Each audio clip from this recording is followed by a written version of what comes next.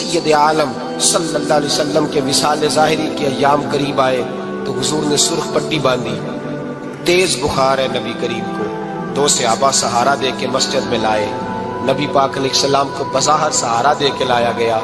کریم رسول نے لوگوں کو جمع کیا، حضور آج کیا ہونے والا ہے، آج کیا کہا جائے گا، آج کس لیے میٹنگ بلائی ہے؟ نبی کریم کے کل صحابہ جب مسجد میں جمع ہوئے تو کھچا کھچ مسجد بھری ہے۔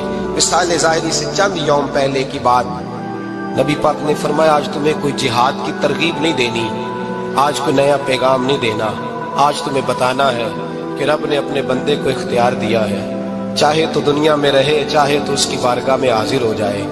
اس عبد نے بارگاہ ربوبیت کی طرف لوٹنے کا ارادہ کر لیا ہے۔ حضرت صدیق اکبر رونے لگے تو صحابہ نے کہا تمہیں کیا ہوا؟ کہنے لگے سمجھ نہیں رہے، کسی کی بات نہیں کر رہے، نبی پاک تو اپنی بات فرما رہے ہیں، اس نے جانے کا ارادہ کر لیا۔ سنیے میرے بھائی، محبوب پاک نے فرمایا بھائی کسی شخص کو میری طرف سے کوئی تکلیف پہنچی ہو تو بدلہ لے سکتا ہے، بدلہ لے سکتا ہے، کسی کو تکلیف پہنچی۔ صحابہ پھوٹ کے رونے لگے، محبوبہ کرم ہی کرم ہوا ہے، رحمت ہی رحمت آئی، آپ کے بارے میں گمان کرنے والا بھی دائرہ ایمان سے نکل جائے۔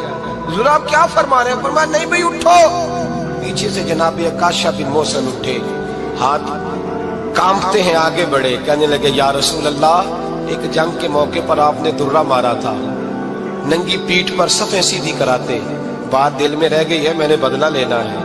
نبی کریم نے فرمایا بلال دوڑ کے جاؤ، فاطمہ کے گھر درہ پڑا ہے، درہ لاؤ۔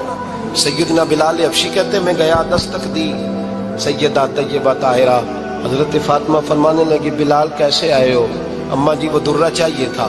سیدہ کو تشویش ہوئی، کہنے لگے بلال نہ تو جنگ پہ جانا ہے، نہ جہاد ہے، نہ کوئی ایسا موقع ہے، حضور کی تو طبیعت مبارک بظاہر بڑی علیل ہے، درہ کیا کرے گی؟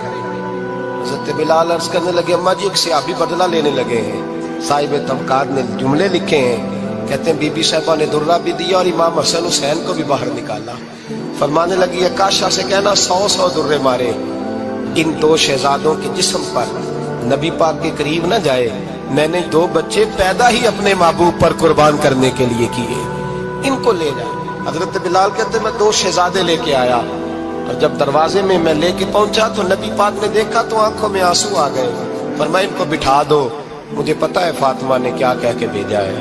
حضرت سیدنا بلال فرماتے ہیں درہ میں نے جناب عکاشہ کو دیا، حضرت عکاشہ درہ لے کے آگے جو بڑھے تو حضرت ابو بکر صدیق نے ان کے پیروں پہ ہاتھ رکھا، فرمایا عکاشہ میری طرف آ یار، مجھے مار درے، نبی پاک کے قریب نہ جا۔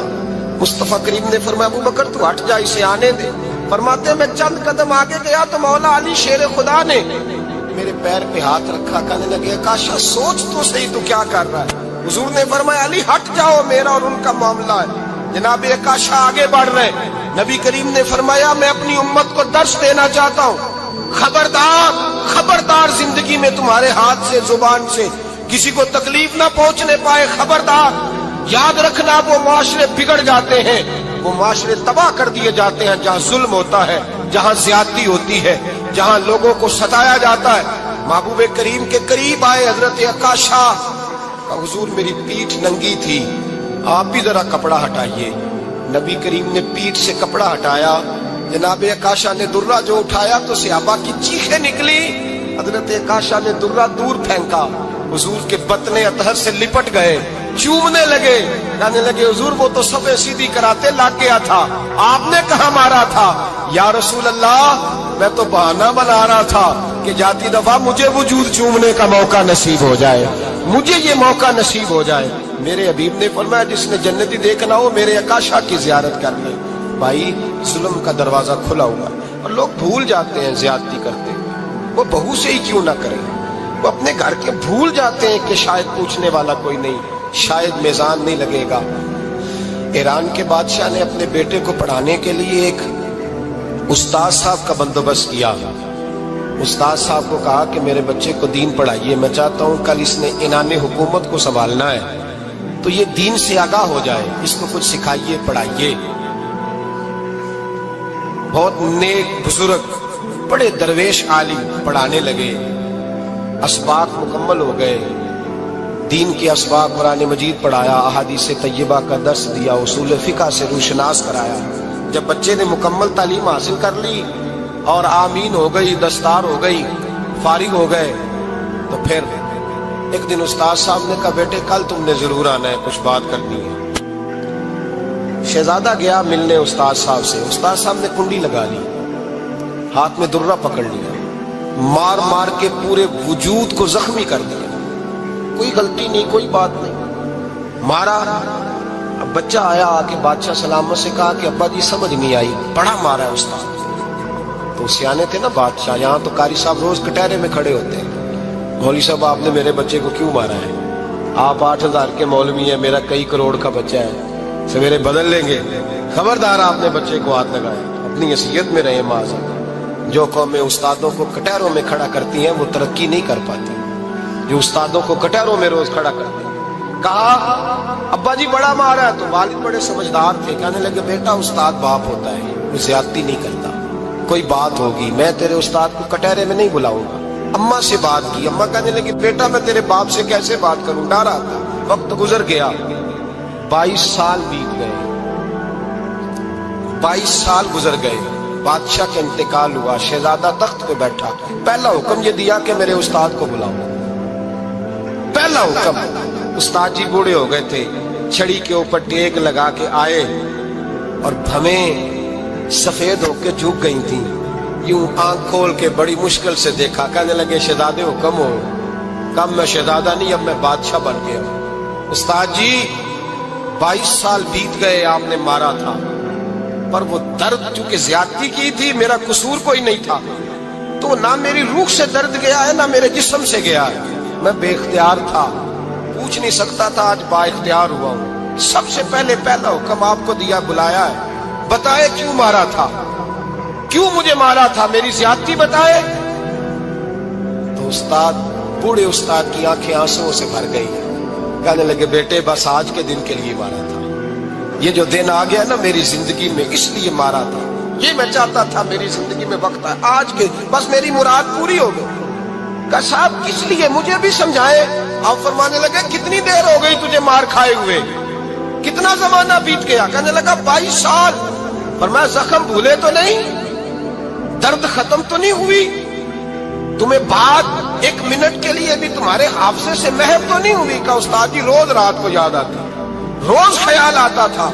استاد کہنے لگے بھائی تو بے اختیار تھا، پوچھ نہیں سکا، 22 سال تجھے یاد رہا، مجھے پتا تھا تو ایک دن حکمران بنے گا، میں نے تجھے اس لیے مارا تھا کہ بیٹے یاد رکھنا، کسی پہ ظلم نہ کرنا، اگر تجھے 22 سال تک یاد رہا ہے تو جس پر تو ظلم کرے گا اسے بھی قیامت تک یاد رہے گا، اور یہ یاد رکھنا تو آج با اختیار ہوا تو تو نے مجھے بلا لیا ہے، قیامت کے دن غریب با اختیار ہو جائیں گے، مظلوم با اختیار ہو جائیں گے، وہ با اختیار ہوں گے باللہ الواحد القہار، رب کریم کی بارگاہ کے اندر ان کا اختیار ہوگا، اکیلے اللہ کی حکمرانی ہوگی، پھر وہ بلائیں گے بڑے بڑے کچ کلاہ، دنیا میں جن کی پگڑیاں اونچی تھی وہ سر جھکائے کھڑے ہوں گے، دنیا میں جو ڈکٹیٹر بنتے تھے ان کی پشتیں لال ہوں گی، ان کو غدار لکھا جائے گا، قیامت تک نہیں بھولے گا۔ ظلم کرنا تو سوچ سمجھ کے کرنا، نہ کرنا جتنا تم سہ سکتے ہو، اتنی زیادتی کرنا جتنی قیامت میں تم برداشت کر سکتے ہو۔ میرے نبی کریم صلی اللہ علیہ وسلم نے فرمایا ظلم سے بچو، یہ قیامت کے اندھیروں میں سے ایک اندھیرا ہوگا، زندگی میں زیادتی نہ کرے، اگر تھوڑی دیر کے لیے کوئی چیز برداشت کر جائیں گے تو وہ فائدہ دے جائے گی، کچھ دیر کے لیے اگر سہ جائیں گے تو نفع مل جائے گا، سہنے کی کوشش کریں لیکن زیادتی نہ کریں، نظر کو، سوچ کو، ذہن کو پاک رکھیں، اور میرے بھائی زندگی پوری ظلم سے بچیں، زیادتی سے بچیں۔ امیر المومنین حضرت جناب سیدنا عمر فاروق رضی اللہ تعالیٰ عنہ رات گھر میں تھے تو رونے لگے، بڑی دیر تک روتے رہے، والدہ اٹھی تو صاحبزادے سے کہنے لگی پتہ کرو تمہارے باپ کو کیا مسئلہ ہے۔ شہزادے آئے، کہنے لگے امیر المومنین والد گرامی کیا ہوا؟ تو حضرت عمر فاروق کہنے لگے بیٹا اپنی اماں کو بلاؤ۔ والدہ آ گئی، کیا بات ہے؟ کچھ طبیعت خراب ہے تو حکیم کا بندوبست کیا جائے۔ تو حضرت عمر کہنے لگے کچھ بھی نہیں، آج مسجد سے نکلا ہوں تو نبی پاک کے صحابہ میری تعریفیں کر رہے تھے۔ یہ حضرت فاروق اعظم کے وصال کے قریب کے دن ہے، تعریفیں تو حضرت یہ رونے کی بات ہے کہ خوش ہونے کی؟ آپ فرمانے لگے نہیں، سوچتا ہوں बाहर तो मैं अच्छा रहा हूँ, पता नहीं घर में ही कोई ज्यादती ना हो गई हो, पता नहीं तुम्हारे साथ भी मेरे मामला ठीक थे कि नहीं। सहाबा तो तारीफ करते हैं, रो रहा हूँ तुम्हारी वजह से ना उलझ जाऊं, बीवी ही ना कहे मेरा हक ही अदा नहीं किया। ये लफ्ज कहते कहते पहाड़ है ये शख्स, कैसर किसरा कांपते हैं। हजरत उमर रो पड़े, बीबी से कहने लगे मुझे अल्लाह की रजा के लिए माफ नहीं कर देती, मेरे ऊपर बोझ था उम्मत का, मैं सारी रात मदीने की गलियों में फिरता था, दिन सारा मस्जिद में गुजरता था, मैं तुझे वक्त नहीं दे पाया, माफ नहीं कर देती। तो ज़ौजा कहने लगी नहीं उमर, मैंने भी जिंदगी में अपना कोई सुख चैन नहीं देखा, कोई चाव पूरा नहीं किया, मैं कैसे माफ कर दूं, मैं नहीं माफ करती। हजरत उमर जमीन पे बैठ गए, रोने लगे, कहने लगे चल माफ कर दे। कहने लगी एक वादा करो, कयामत के दिन रब करीम की बारगाह में मेरी सिफारिश करोगे, अल्लाह की बारगाह में अर्ज करोगे कि अल्लाह अच्छी थी, मुझे कपड़े धो के देती थी, रोटी पका के देती थी, मेरी इज्जत की मुहाफिज थी।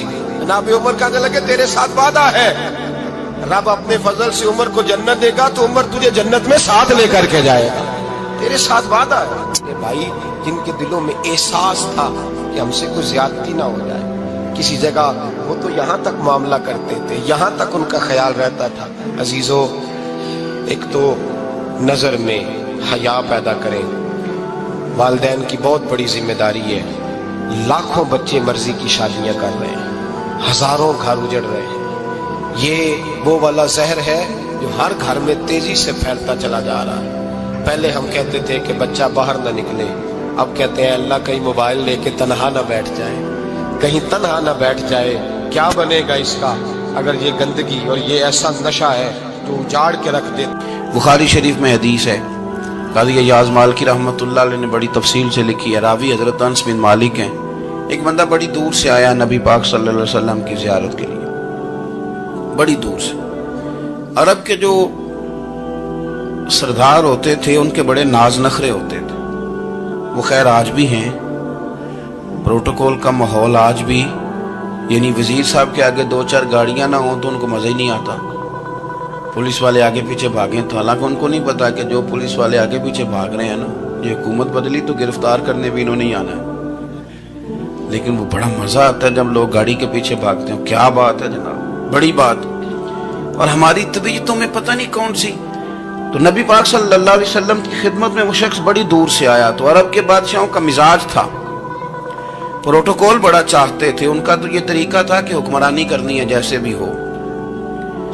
अगर किसी गुलाम ने धूप में बंधा रह गया, ऊंट और छांव में नहीं बांधा तो दुर्रे मारते थे, और अगर उसने खोल के बांध दिया तो फिर भी मारते थे। कहते थे इतना सियाना हो गया तो उन्हें पूछा ही नहीं, खुद ब खुद ही बांध दिया। वो शख्स हुजूर की बारगाह में आया और बहुत सारे लोगों के पास, क्योंकि वो जाता था अपने सरबराह का पैगाम लेके, तो वो कांप रहा है जब हुजूर की बारगाह में गया, डर रहा है।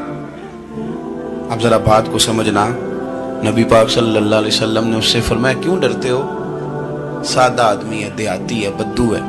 अल्लाह के रसूल ने थप की दी, क्यों डरते हो? तो कहते हुजूर मुझे आदाब नहीं आते और मुझे डर आता है, कोई बात अगर ऐसी हो गई, आप मदीने की हुकूमत के सरबराह हैं, तो कहीं आप नाराज ना हो जाएं।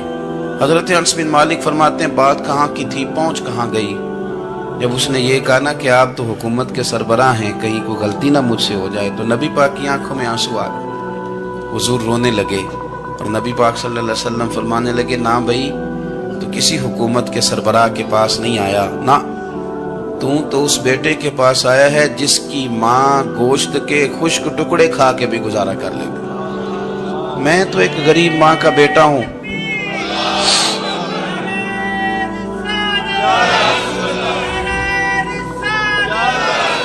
भाई अगर आपका ये ज़ौक बन जाए, देखो ना आज तो लोग भूल जाते हैं ना, कपड़े बदल लेते हैं तो वो समझते हैं कि शायद सारा कुछ ही बदल गया।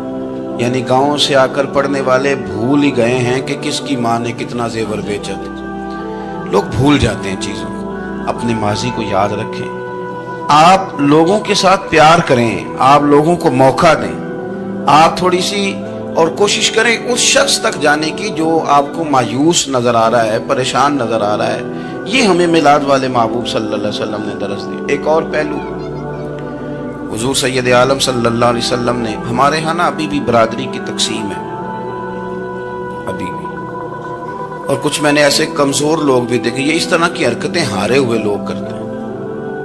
ہارے ہوئے لوگ جو اپنے آپ کو سمجھتے ہیں کہ میں کوئی بڑا آدمی ہوں. بڑا آدمی تو اپنے اخلاق سے ہوتا ہے, اپنے کردار سے ہوتا ہے, اپنی سخاوت سے ہوتا ہے, لوگوں سے پیار کرنے سے ہوتا ہے. باقی یہ کہ بیٹھ کے کہانی سنانا کہ میں بڑا کچھ کرتا ہوں, تو جو کچھ کرتا ہوتا ہے اسے سنانے کی کوئی ضرورت ہے. ایک وہ بہت سارے لوگ آپ تعزیت کرنے جائیں نا والد کے انتقال کے بعد, تو ان بیچاروں کو بتانا پڑتا ہے کہ ابا جی میرے بغیر دوائی نہیں کھاتے تھے. تو میں کہتا ہوں اگر تیرے بغیر نہیں کھاتے تھے پھر بتانے کی ضرورت نہیں, پھر تو سارے گاؤں کو پتا ہوگا کہ تیرے بغیر نہیں کھاتے تھے. اور اگر کوئی دال میں کالا ہے تو پھر تیری وضاحت کوئی بندہ قبول نہیں کرے گا. تو آپ کو بتانا کیوں پڑ رہا ہے, اور آپ بار بار اس بات کا ذکر کیوں کر رہے ہیں کہ ہم بہت بڑے قبیلے کے ہیں؟ صاحب اگر آپ بڑے قبیلے کے ہیں تو پتا ہوگا سارے علاقے کو آپ کتنا لوگوں کا خیال کرتے ہیں, آپ کس قدر محبت کرتے ہیں, آپ کا انداز کریمانہ کس طرح کا. پھر آپ کو بتانے کی کوئی ضرورت نہیں ہوتی, پھر خود بخود خبر ہوتی ہے. حضرت سیدنا ابو ذر غفاری رضی اللہ تعالیٰ عنہ, قبیلہ بنو غفار ایک بڑی شاخ تھی قبیلوں میں سے. جو لوگ اس زمانے میں مالدار قبیلوں سے تعلق رکھتے تھے ان میں سے ایک بڑا نام تھا. ساری زندگی چودراہٹ کی, لیکن میلاد ایک انقلاب کا نام ہے. میں میلاد منانے والے دوستوں سے گزارش کرتا ہوں کہ آپ ہر سال میلاد منائیں, اور ہر سال میلاد کے بعد آپ تھوڑے بدل بھی جائیں, یعنی تھوڑے سے بدل جائیں. کچھ لوگ کہیں یار یہ داڑھی میں نے نا 12 ربیع الاول والے دن رکھی تھی, یہ میری میلاد والی داڑھی ہے.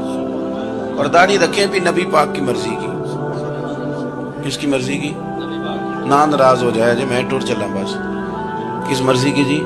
اپنی مرضی کے نہیں. داڑھی کا وزن کو نہیں ہوتا کہ پوری مٹھی رکھیں گے تو آپ کو کوئی دقت ہوگی, کوئی وزن نہیں. پوری رکھیں, جو حضور کا طریقہ مبارکہ ہے جو ہمیں ملتا ہے اس پر آپ توجہ فرمائیں. تو میں جو بات عرض کرنے جا رہا ہوں وہ میلاد انقلاب ہے. حضور سید عالم صلی اللہ علیہ وسلم کی بارگاہ میں آنے سے پہلے لوگ کچھ اور ہوتے تھے, اور یہاں سے ہو کے جاتے تھے تو پھر ان میں تبدیلی آتی تھی. میں سارا دن کرامتیں سناؤں نا کسی کو اپنے پیر صاحب کی, اور اپنے گھر میں بھی کہ میرے حضرت بڑے, میرے استاد بڑے, لیکن بیوی کے ساتھ اگر میں ترش لہجے میں بات کروں گا تو وہ کہے گی ایس کھاندے نے تینوں پیر صاحب. دوست کہیں گے یہ سکھاتے ہیں آپ کی کہانیاں نہیں چلتی, آپ کا کردار چلتا ہے. حضرت ابو ذر غفاری رضی اللہ تعالیٰ عنہ فرماتے ہیں چونکہ میں چودھری تھا, سیدنا بلال حبشی رضی اللہ تعالیٰ عنہ کے پاس میں بیٹھا تھا. کسی بات میں بات آگے بڑھی اور بڑھتے بڑھتے بات شکرنجی تک چلی گئی. رائے کے اختلاف نے باتوں میں تلخی پیدا کر دی, اور جب تھوڑے لفظ اور تیز ہوئے تو میں نے انہیں کہہ دیا چپ کر, تو ابشن کا بیٹا ہے. کس کے بیٹے تھے حضرت بلال؟ کہتے ہیں جب انہوں نے مجھے کہا تو میرا دل بڑا ٹوٹا, لیکن میں نے ارادہ کیا کہ میں نے حضور کی بارگاہ میں نہیں عرض کرنی ہے. ہر بات کی ہم حضور کی بارگاہ میں شکایت کریں. لیکن میں جا کے مسجد میں بیٹھا, اور جب سرکار آئے نا, ارادہ نہیں تھا کہ عرض کروں گا, لیکن حضور کا چہرہ دیکھا تو دکھ میرا خود ہی تازہ ہو گیا. رونے کا بھی تو تب ہی مزہ آتا نا کوئی اپنا ملے تو. فرماتے ہیں کہ میرے آنسو نا بغیر اختیار کے چھلک پڑے, اور میں کھل کے روئے, کھل کے. قربان جاؤں محبوب کے بھی حضور نے پاس نہیں بلایا, بلکہ نبی پاک اٹھ کے خود میرے پاس آئے اور مجھے کندھوں سے پکڑ کے سینے سے لگایا. اور جب میں کھل کے رو لیا تو حضور میرے آنسو پوچھنے لگے. کچھ شعر ایسے ہوتے ہیں جو کسی نے کہے ہوتے ہیں, اور کہنے والا جو ہوتا ہے وہ صاحب حال ہوتا ہے, تو اس میں کچھ خوبصورتی زیادہ ہی ہو جاتی ہے. ایک پنجابی کے شاعر ہمارے گجرات میں گزرے, بزرگ تھے, ان کا ایک شعر ہے, وہ کہتے ہیں ایک واری میری آنکھیاں چوں اونا نے اتھرو پونجے سن.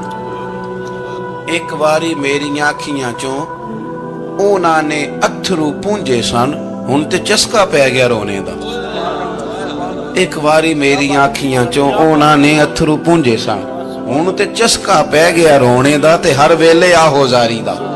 تو میں روز رونے لگا ہوں, مزہ ہی بڑا آیا ہے جب سے محبوب نے چپ کرانا شروع کیا میرے عزیز.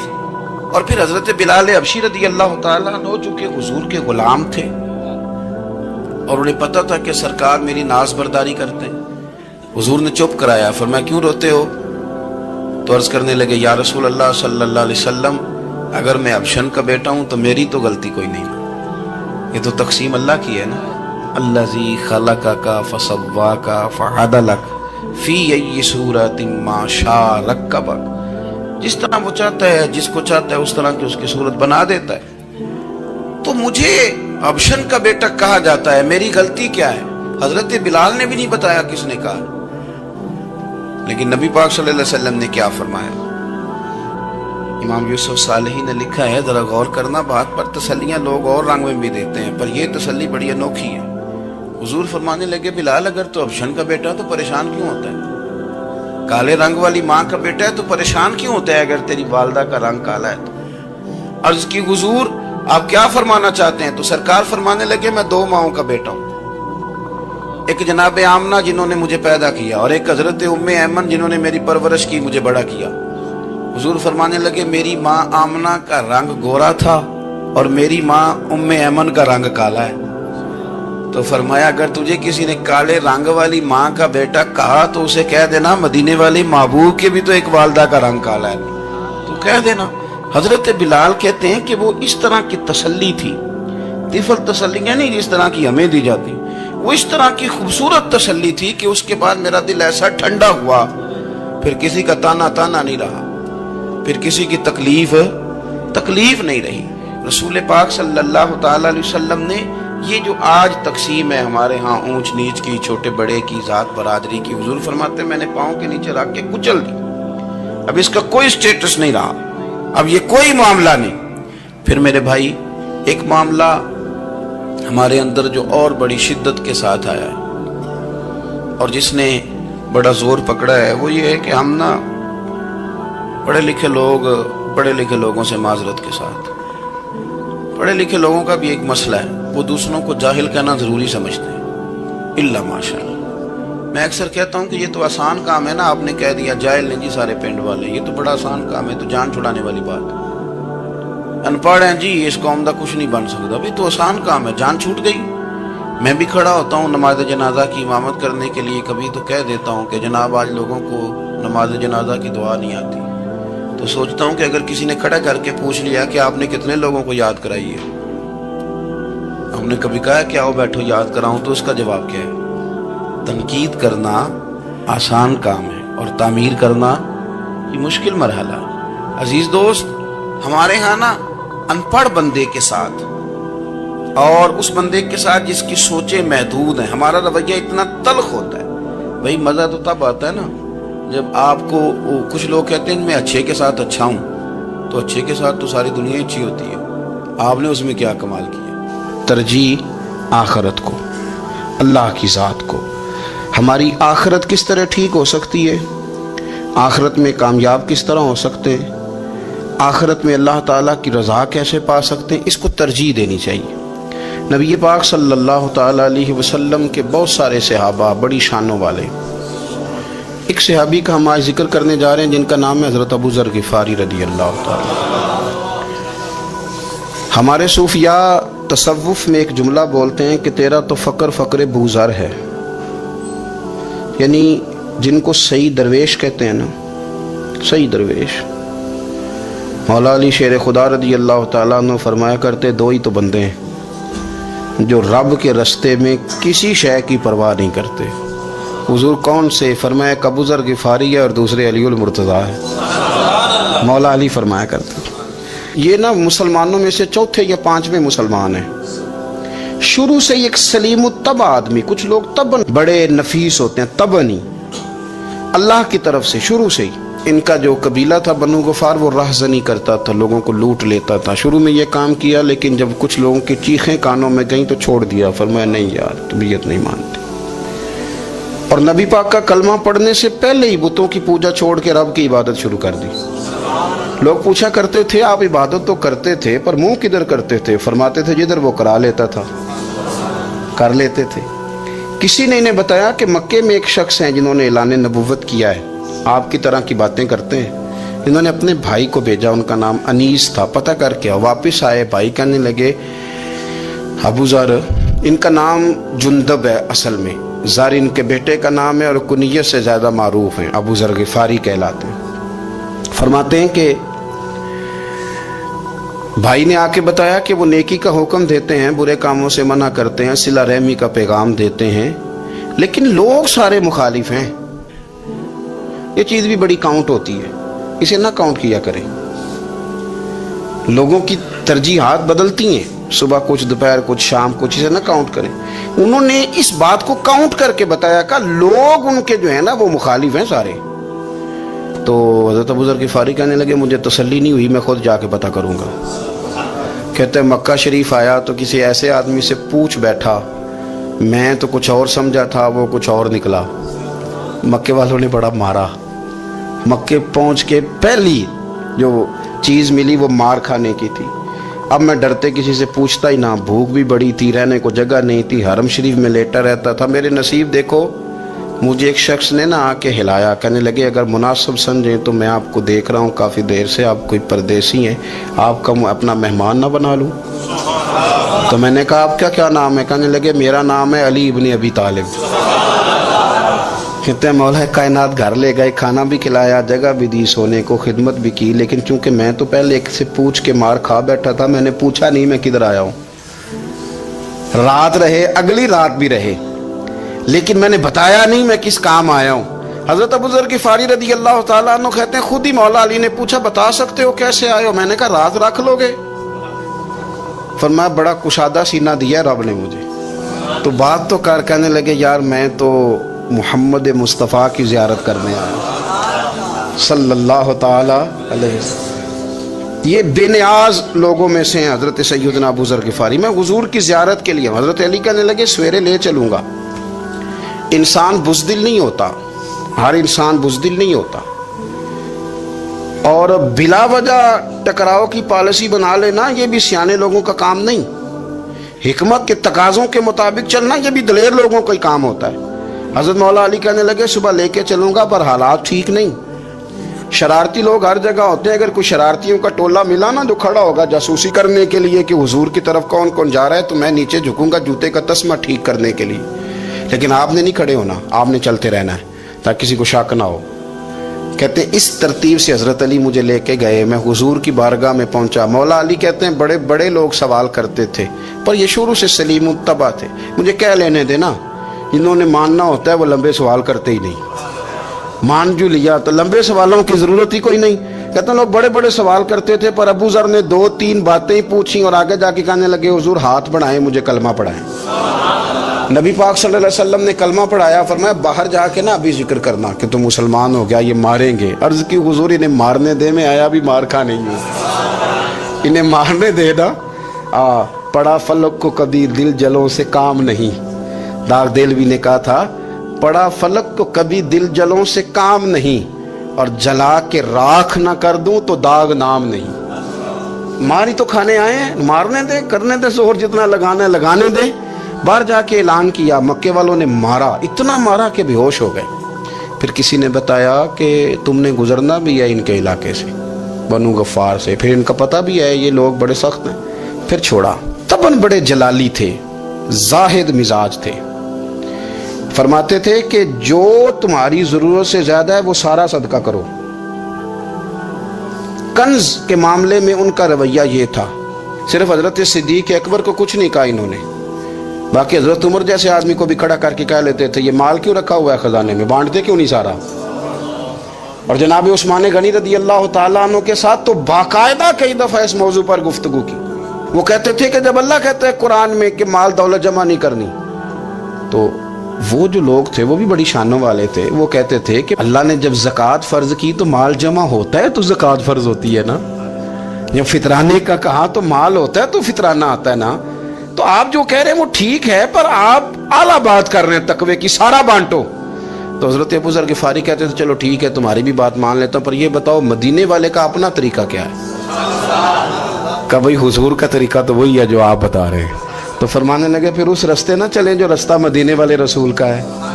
اور حضور سے، نبی پاک سے عشق کرتے بڑا کھل کے. یہ صحابہ صفہ میں سے تھے.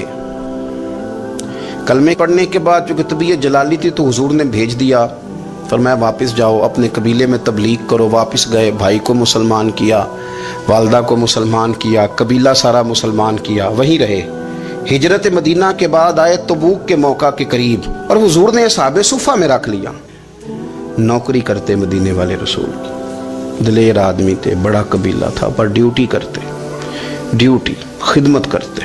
एक बेटा था, ज़र उसका नाम था, उसकी ड्यूटी लगाई तुमने मेरे नबी पाक के ऊँट चराने। डाकू आए तो साहिबजादा ऊँटों की, ऊँटनियों की हिफाजत करते शहीद हो गया। और ये अनोखा बंदा है जिसने शर्त लगाई थी कि मैंने काली स्याह रंग की औरत से शादी करनी। अनोखा बंदा है। एक बेटी थी, एक बेटा, बेटा शहीद हो गया। बीवी से कहा तुमने नबी पाक के घर में खिदमत करनी है, हुजूर के घर वालों, और मैं नबी पाक की नौकरी करूंगा। हुजूर की खिदमत करते, हर वक्त खिदमत में रहते। और हुजूर जब आते ना, साहबे सुफा में ये शामिल थे जो लोग दीन सीखते, हुजूर जब आते तो सबसे पहले आके हजरत अबू ज़र गिफारी का पूछते, बुलाएं, और जब बात करते हुजूर तो बार बार इनको मुखातब करके बात करते। हजरत अबू ज़र गिफारी रदी अल्लाह ताला अन्हु का नबी पाक से इतना प्यार कि हमारी भी मुश्किल हल कर दी। अबू दाऊद शरीफ में मौजूद है, एक दिन कहने लगे या रसूल अल्लाह सल्लल्लाहु अलैहि वसल्लम, अगर कोई बंदा किसी से प्यार बड़ा ही करे पर उस जैसे अमल ना कर सके, कोशिश करे कर ना, लोग हमें कहते हैं ना जी प्यार बड़ा, अमल भी तो करो ना, भी करना चाहिए, पर इंसान है ना, गलती भी तो हो ही जाती है। अब हम अमल नहीं कर सकते तो तुम हमें प्यार भी नहीं करने दोगे, मेहरबानी करो प्यार तो करने दो ना। हजरत अबू ज़र गिफारी ने कहा, अबू दाऊद शरीफ में मौजूद है, या रसूल अल्लाह सल्लल्लाहु ताला अलैहि वसल्लम, हुजूर प्यार बड़ा करे पर उन जैसे अमल ना करे तो हुक्म क्या है? तो हुजूर ने फरमाया प्यार सच्चा करे, अल्लाह क़यामत के दिन जिससे मोहब्बत करेगा ना उसके साथ ही दोनों को इकट्ठा फरमा देगा। तो हज़रत अबू ज़र ने फ़ौरन कहा, हुजूर फिर मुझे आपसे भी बड़ा प्यार है, रब से भी बड़ा प्यार है। फरमाया फिक्र न करना, जन्नत में इकट्ठे ही जाएंगे। इतनी मोहब्बत रसूल पाक की ज़ात के साथ हुजूर की नौकरी करना। एक दिन खिदमत करते करते सो गए। हुजूर मस्जिद में आए पता करने कि अबू ज़र आराम कर रहा है। ये भी मज़ा होता है, ख्याल रखना अपने दरवेशों का, क्या खाया क्या पिया, कहाँ सोए। हुजूर रात को आए, ये सोए हुए थे। फरमाते हैं हुजूर ने मेरा अंगूठा हिलाया, मैं उठ के बैठ गया, हुजूर भी मेरे पास बैठ गए। और मैं, अबू ज़र बड़ा प्यार करते हो, सोने आपको पता ही है। कहा यार तू बड़ी नौकरी करता है, एक दिन वो भी आएगा जिस दिन तुझे मेरी मस्जिद और मेरे शहर से जाना पड़ेगा, फिर क्या करोगे? तो अर्ज़ की हुजूर किसी की ताकत है मुझे आपके शहर से निकाले, मैं तलवार निकाल लूँगा। तो नबी पाक ने फरमाया तलवार ना निकालना, जहाँ तुम्हें भेजा जाए चुप करके चले जाना। हुजूर कब तक? फरमाया जब तक अल्लाह तेरी और मेरी मुलाकात नहीं करा देता, यानी विसाल तक। ये वाहिद शख्स हैं कि हुजूर के विसाले ज़ाहिरी का वक्त आ गया तो फरमाया कोई मेरे अबू ज़र को बुलाओ। जब ये आए तो हुजूर लेटे हुए थे, ये झुके नबी पाक की तरफ, हुजूर में हाजिर हूँ। तो हुजूर ने पकड़ के सीने के साथ लगा लिया। मेरे रसूल पाक सल्लल्लाहु अलैहि वसल्लम की खिदमत में एक दफ़ा अर्ज़ करने लगे, हुजूर मुझे सूबे का गवर्नर बना दे। तो नबी पाक ने फरमाया अबू ज़र मैं ओहदे पसंद नहीं करता, तो तुम्हें भी मैं कहता हूँ ओहदा ना लेना, तुम्हें भी कहता हूँ ओहदा ना लेना। फरमाया अबू ज़र मैं जो चीज़ अपने लिए पसंद करूँगा तुम्हें भी उसी का मशवरा दूँगा। तुम बंदे अच्छे हो पर यह काम तुम्हारे बस का नहीं है। बड़े जाहिद आदमी मेरे रसूल करीम सल्लल्लाहु ताला अलैहि वसल्लम ने इनके बारे में फरमाया जिस तरह नबियों में हज़रत ईसा अलैहिस्सलाम हुए। हज़रत ईसा देखे ना, अंबिया में अल्लाह ताला ने हर किस्म की अज़मत नबियों को दी। जनाबे सुलेमान अलैहिस्सलाम का तो तख्त भी हवा में उड़ता था, जिन तक ताबेदार थे। और नबियों में हज़रत ईसा भी हैं जिनके पास घर भी कोई नहीं, शादी भी कोई नहीं की, ईंट सराने रख के तकिया बनाते। एक उनके पास कंघी थी और एक प्याला था। देखिए जो बंदा नेक हो ना, वो भी नेक हैं, अल्लाह के नबी हैं। आप अपना तकवा मुसल्लत नहीं करेंगे, जो वो कर रहे हैं वो भी मुखलस होके कर रहे हैं। हुकूमतें जो चलानी है तो वो किसने चलानी है? अगर नेक बंदे नहीं आएंगे तो गलत लोग आएंगे, कौमों पे जुल्म करें, वो भी अपनी जगह ठीक है। लेकिन ये जो कर रहे हैं ये बात भी अपनी जगह बिल्कुल ठीक है। हम पता क्या करते हैं, हम चीजों को मुसल्लत करते हैं, एक दूसरे पर मुसल्लत नहीं करें चीजों को। आप जो कर सकते हैं, जो रास्ता आपको सही लगता है इख्तियार कर ले। यही तो हमारे दीन का हुस्न है कि सारे रास्ते वाज़े करके हमें दिखाता है। हजरत ईसा अलैहिस्सलाम ने एक दिन देखा कि एक बंदा ना उंगलियों के साथ अपने बाल सीधे कर रहा है। तो आपने फरमाया यार कंघी के बगैर भी काम चल सकता है, कंघी भी खैरात कर दी। देखा एक बंदा हाथ का तकिया बना के लेटा है, तो फरमाया ईंट भी दे दो, किसी के काम आ जाएगी। एक दिन देखा कि एक बंदा ना यूं चुल्लू में पानी पी रहा है, फरमाया प्याला भी रहने दो, इसके बगैर भी काम चल ही जाता है। जनाब ईसा का ये ज़ुहद था, میرے نبی پاک علیہ السلام نے فرمایا جس نے جناب عیسیٰ کا زہد دیکھنا ہو وہ میرے ابو ذر غفاری کو دیکھے، ان کو دیکھے، یہ دنیا میں جناب عیسیٰ کے زہد کے مطابق چلتے پھرتے ہیں۔